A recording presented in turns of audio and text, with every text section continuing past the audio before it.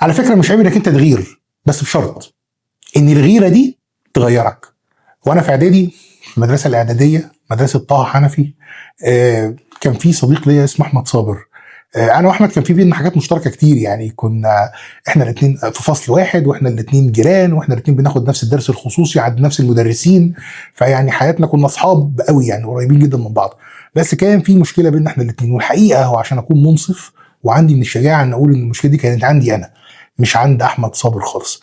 هي الفكره ان انا كنت بغير قوي من احمد، لان كان في بينا تنافس، فكره مين اللي يطلع الاول ومين الاول، سواء في المدرسه او في دروس الخصوصيه. ما احنا الدروس الخصوصيه كان بيتعمل لنا فيها امتحانات برضه، فكنا دايما في تنافس، دايما كده، دايما احمد بيجيب 50 انا بجيب 49، احمد يجيب 49 اجيب انا 48 في كل المواد. فهو عمل لي عقده، فبقيت دايما اتمنى بقى ايه بعدين، بقى ايه الغلاسه دي، ايه احنا اصحاب وحبايب كل حاجه، بس بيني وبين نفسي كنت باغلي.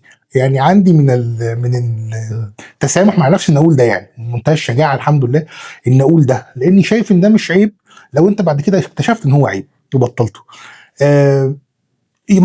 مره بقيت اتمنى للاسف، يعني بكره امتحان كذا، يا رب احمد ما يجيش، يا رب يعيا، يا رب مش عارف ايه، بيني وبين نفسي. فبقيت حتى يعني يجي مثلا والدي يقول لي ايه، والدي مثلا يوعدني بهديه، يقول لي هجيب لك عجله لو جبت الدرجه النهائيه مثلا في الماده الفلانيه، فاجيب 49، فوالدي يروح جايب لي العجله لانه شايف ان دي تقريبا درجه نهائيه، فانا اقول له لا بس احمد صابر جاب 50 من 50، انا مالي مع احمد صابر يا ابني، انا ليه فيك انت، ما 49 دي مش وحشه. واستمرينا على هذا المنوال يعني، لحد ما في مره اخدت تحدي بيني وبين نفسي ان انا احمد مش هينفع خالص، مش هينفع يبقى احسن مني، وفي الترم الجاي ده اللي هو كان الترم الثاني بتاع فصل من الفصول الدراسيه يعني في اعدادي. فقلت لا، انا هذاكر وهدمر نفسي مذاكره بحيث ان هو ما يسبقنيش خالص خالص. خدت الموضوع تحدي، حتى كنت بتعامل معاه بشيء من الحده الغير مبرره يعني. ذاكرت جدا جدا واجتهدت الحمد لله وبتاع، وخلصت الامتحانات، وفي اخر يوم في الامتحانات وكده جايين يعني واقفين كده قبل ما نخش على الامتحانات على طول في الحوش يعني.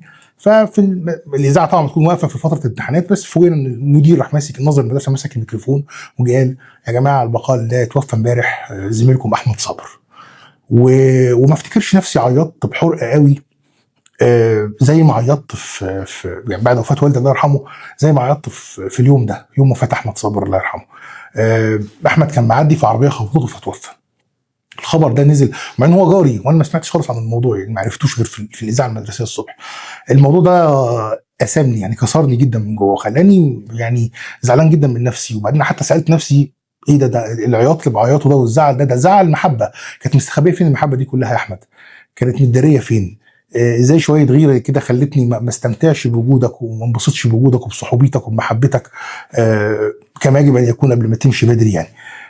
طلعت النتيجه بتاعت الثانويه بتاعت المرحله الاعداديه اللي احنا فيها، وكنت انا الاول وكان احمد الثاني، ويمكن دي اول مره ازعل فيها ان طلعت الاول، يعني كان نفسي هو اللي يكون الاول ده بجد بقى.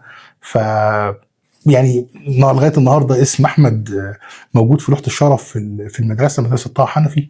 وبصراحه يعني عملت برضو كده حركه، شطبت على اسمي، حسيت ان انا ايه، لا احمد هو الاول يعني. الموقف ده علمني ان انا ما غيرش، وان غيرتي تخليني دايما احاول اكون احسن من غير ما اكره الشخص اللي انا غيران منه. انا عايز اكون احسن في المطلق، بس مش عايز الخير يروح من اللي قدامي، مش عايز اللي قدامي يبقى فاشل عشان ابقى ناجح. الناجحين ممكن الدنيا تساع كل الناجحين، انت تساع مليون واحد ناجح، تساع مليار واحد ناجح، مش عشان انت عايز تنجح فلازم غيرك يفشل. لا، انا مالي فشل غيري، خليني مركز في نفسي وفي طريقي وبس. الغيره غيرتني، مش عيب انك تغير، بس لو الغيره دي هتغيرك. العين ما بتكرهش غير اللي احسن منها. الغيره هي المحرك الاساسي لكل اصحاب النفوس الضعيفه اللي شافوا مميزات غيرهم كتيره عليهم، وبدل ما يطلبوا زيها من ربنا او يسعوا انها تكون عندهم تمنوا زوالها منهم. الغيران الغير سوي هيكره تصالحك مع نفسك لانه هيشوف فيك عدم اتزانه وكلاكيعه. الغيران الحقير هيكره نقائك ونظافتك لانك هتفكره بحقارته. الغيران سيء النيه مش هيفهم صدقك عشان تعود على الخبث. الغيران بتاع اللف والدوران عمره ما هيشوف الدغري بتاعك استقامه. الغيران البخيل هيفسر كرمك حتى لو كان في اطار الطبيعي ان هو بذخ ملوش لازمه. الغيران بتغيظه وبتفرسه مميزات غيره مش عيوبهم، واذاه ليك شيء ما يزعلكش، بالعكس ده سبب كافي ياكد لك انك انت ماشي صح. نقاء الثوب يستفز ظلمات الاخرين. الاديب جان بول سارتر قال الناس يؤذون بعضهم البعض بقدر النقص الموجود لديهم.